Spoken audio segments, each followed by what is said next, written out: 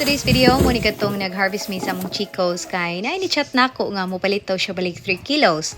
And on that morning, minyo galain gyud panahon nagulan-ulan ug giwat lang namo nga mohunong para maka-harvest na mi kay nitid siya katkaton ug hara nga bugag yung kaayong punuan, unlike sa ubang mga chicos nga naka-dwarf na nga dali ra gyud siya harveston.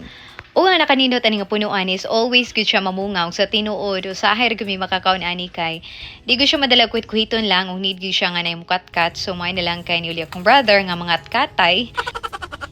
So mo na nakahigayon nga makakaon na sab mi ug wala ko ganahong nga naay mo order kay diri sa mua mga kwakit ra magitikaon na nga prutas no.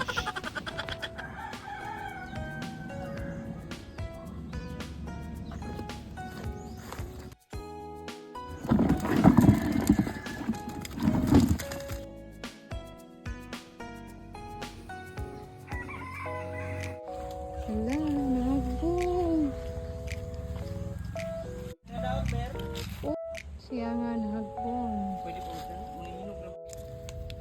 Unya nang dapita sa ikarahang batch na hagbong yang sulanan. So nangatagak na ang mga chiko. So sayang lang kaayo no. Pero bisag mangliki na siya. Mahinog ra gihapon na siya. Pwede ra sab siya kaunon.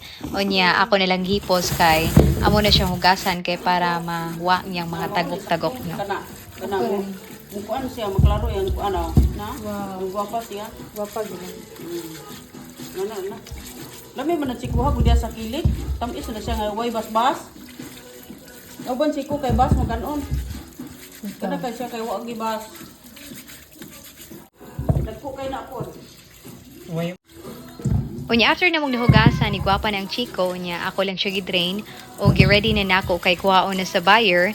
And actually wala gud ni siya mahalin kay gihatag ra din ni sa akong brother atong ni order nako unya wala koy mahimo kay siya may nikat-kat. Well, thank you so much for watching guys. Og susunod na pod. Bye!